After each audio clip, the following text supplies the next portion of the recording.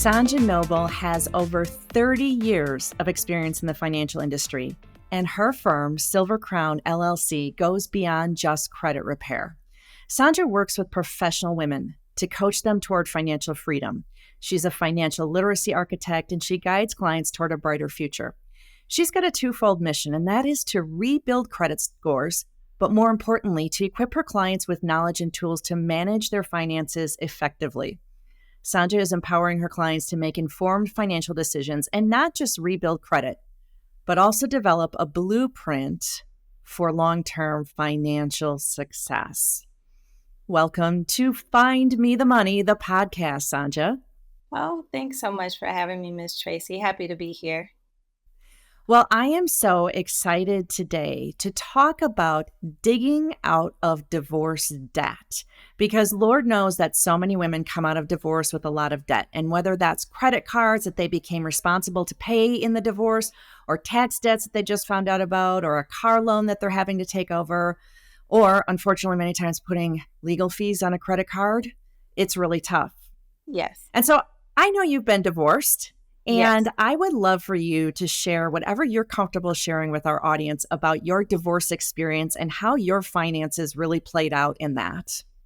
Okay, sure. I have no problem. Any lessons that I can share with anyone is always what I want to do.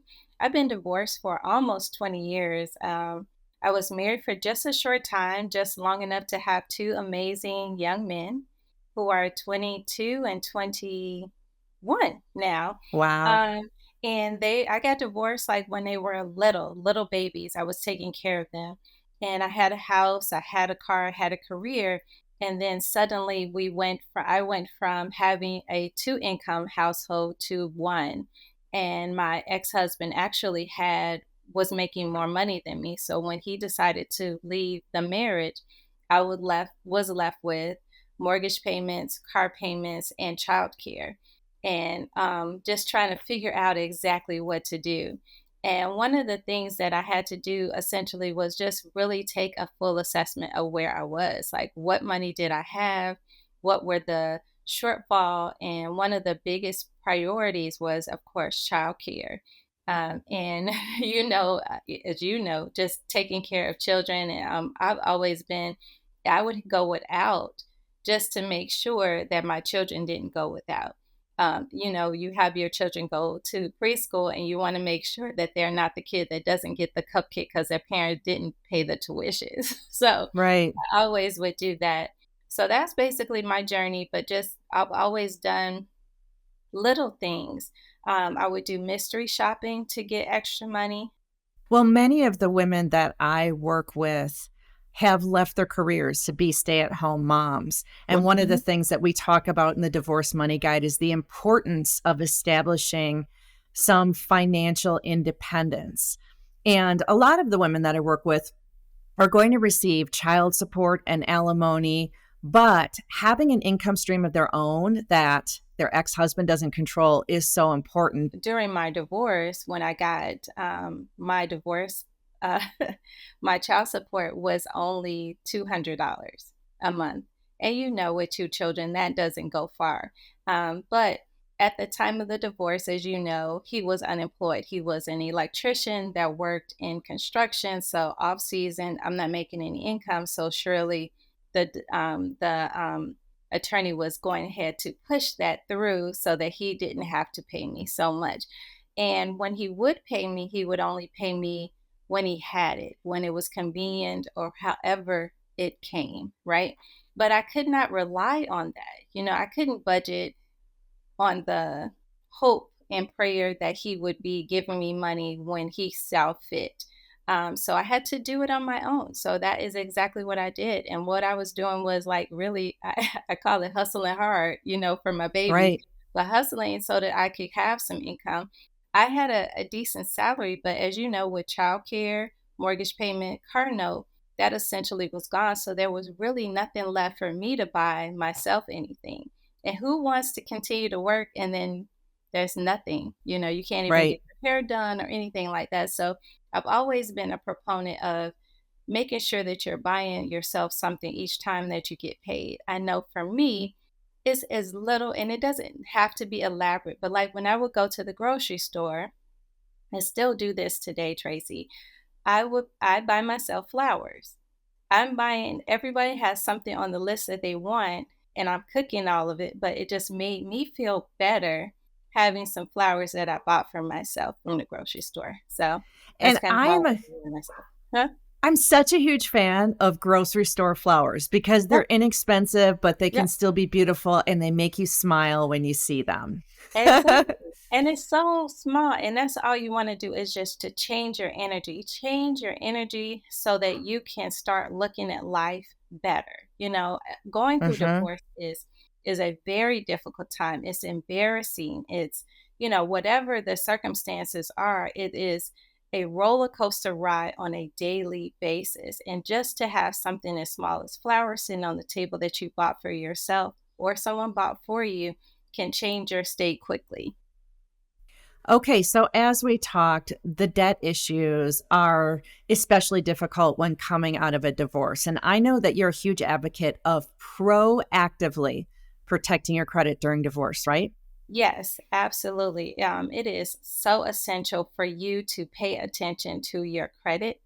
Um, Oftentimes, we are relying on our spouse to take care of us. So we have to start taking care of ourselves, even when we feel like there might be a bump in the road. You always have to protect your credit. And one way to do that is to look at your credit report each and every year. You want to make sure that there are no new accounts that on your credit profile that you are not aware of. Sometimes your spouse has signed your name onto something, especially with um, doing things virtually now. I mean, they're kind of tightening the belt, but some things can be done so quickly by just an email. And so we want to make sure that you are aware of all of the accounts that you may be responsible for. Well, and I'm going to even say that I recommend to my clients that they check their credit every month because you don't know when something can pop up. And if you're waiting that entire year before you're seeing it on that credit report, a lot of damage can be done in the meantime. Right. During the pandemic, you are able to check it at any time, once a month, like you said, and that is at annualcreditreport.com. It doesn't give you your score, but you can definitely look at your credit file. Okay, so what is another tip or two of proactively protecting that credit during divorce? So one of the things is that we want you to ensure that you have your own credit. And what I mean by that is have your own credit card, have your own account somewhere. And that doesn't mean it has to be super active, but you want to have a relationship with someone already. One establishment that I love, love, love is um, credit unions. I love credit unions because they're local and you can go in to the and build a relationship with them. You can tell your story. And the other thing is that when you are still together, it is asking you for your household income and not just your own personal income. So you can go and establish your credit. I mean, get a credit card and build your relationship based on that household income because they're using a snapshot right then and there. So you're able to do that, and that will help you. I love that tip. And that is something that we advocate in the Divorce Money Guide, especially for someone who is a stay at home mom, has left a career, maybe has low earnings or no earnings of their own while you and your husband are still together. That's exactly it. You have that household income. They ask you on the credit card application, what's that household income? You're telling the truth. Your household Right, income includes your right, husband. It's more likely that you'll qualify for the credit card. And I always say, even if you don't intend to use that credit card and you just want to have it for safekeeping, get it now while you can. What right. if there's an emergency and you need to use that credit at some time in the future? Now, I know that you're going to have a tip about responsibly using that card, aren't you? Oh, absolutely. We want to establish your credit. We have to use it just as you said, but we want to make sure that we're keeping it at a minimum. And one of the things that I will say is when you are asking for a credit card, I don't want you to limit yourself with your link thinking. Ask for whatever you want. If it's 10,000, if it's 20,000, they will give you what they will give you. You know what I mean? So if you ask for 100,000 on the credit card or something like that, they're not going to say absolutely no. They're going to give you, will say just 20. So I want you just to go ahead and not limit yourself based on what you think that you can pay, because what we're going to do is, by working with me, we'll make sure that you know exactly what you can do. You're not going to go out and just go buy a car with your credit card, right? We're going to use it wisely. We're going to use it for gas. We're going to buy ourselves some flowers, you know what I Right. mean? Something like that. And then we'll use it and we'll pay it off the following month. I typically tell people to make sure that they keep their balances at a minimum of below the 30% of that usage. So we want to keep that low. And what we're doing is we're establishing our payment history. If you do not have any credit, that's what we want to do, is just to start establishing your payment history. And the other thing is, we often talk about credit cards, but we have to get an installment loan too. There is a section of what they on how they build your credit with the credit mix. So it's a credit card as well as an installment loan. An installment loan is like just a personal line of credit that you could get with the credit unions, and then you're paying that down too. So you're establishing a line of credit and a credit card. So that's building your profile, and that's going to help you in the long term. And that installment loan could also be something like an auto loan. Yep. It could maybe be, even if you have student loans, does that count as Yes, well? it does. It does. Okay. Hmm. So we want to make sure that we have different types of credit that we're utilizing that are playing into that. And I heard you say that it's important to use that credit card a little bit, that new one that you got, because you want to have your credit report showing that you are making payments every month, right? If you don't Yes. use it at all, it's there and it's good that it exists, Yeah. but it's not really building your credit score. It's not, because what a credit report is essentially your report card of your credit history. And if you haven't used it, then the banks, the lenders, don't know how to rate you. So that's what you need to do, is to use it, even if it's just a little bit. Okay, let's talk about credit repair services. And I want to Okay. start with a little bit of a negative, because I know that credit repair services get a really bad rap. And I think it's because that there are some people out there, there's a lot of people out there selling credit repair services that, quite frankly, are a scam, right? Absolutely. You know, when I decided a couple of years ago to do credit repair, people were like, "What? That's so scammy, slimy, blah blah blah." You know, and I was like, "Oh my gosh!" Well, that's the reason why I wanted to do it. I am a certified credit repair specialist, and you need to ask the right questions when you are looking for someone to help you to rebuild your credit or to establish it. There is something called credit sweeping, in which, you know, you'll see signs on the road and be like $1,000, and I'll just take everything off your credit report. Well, at the same token, we are human beings. We have all made mistakes. And so I don't want it to be that I'm going before a bank and I don't have anything on my credit report. That's like a red flag to them. So people know, banks know when that happens. So anytime someone is coming to you and saying, "Oh, I'll just do a credit sweep, I'll take that off," that's somebody you need to run from. Also, if someone can and say, "Oh, I can raise your score by 100 points by doing one thing," there is no way that somebody can tell you accurately how many points they will raise their score. They can say, well, typically, I can say to you, if you miss a mortgage payment, typically your score will drop about 100 points or so. But I cannot say without a doubt that doing this is going to raise your score tomorrow if I remove it. And so you have to be cognizant of these promises that people have. What I do is I just tell you what we can do together, what I'm responsible for, what you're responsible for. Typically, I can take off things that are derogatory on your credit report, but it's always an open dialogue. We're having conversations, because typically my clients have overextended themselves on their credit. And so my promise to them is I'll do my part. Their promise to me is that they'll work to reduce the debt that they have on their credit cards, and so we're working together to rebuild that score. So, if someone is promising to very quickly raise a credit score, that's probably a red flag for me, right?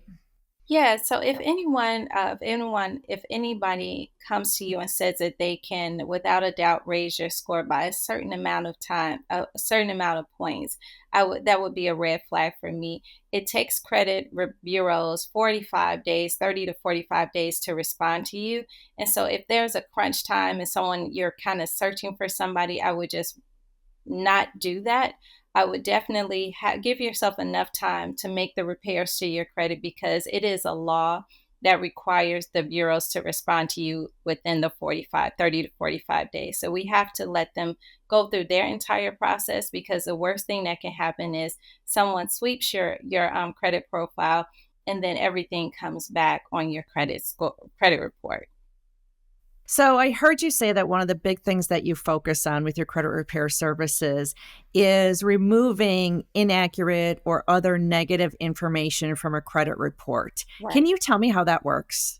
So essentially, in my company, I have what's called a credit audit. I sit down with you to make sure everything that's on the credit report is accurate, which includes like your birth date, how they're spelling your name, all of those different things, all of those identifiers.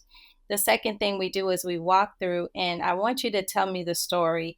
If something happened in your life that caused you to be late on your payment of your credit card or something like that. If there's a story, let me know, right? But sometimes there isn't a story. You were never late. So if there was no late that you are aware of, it is up to the credit bureaus, the lenders, to tell you essentially that is a fact.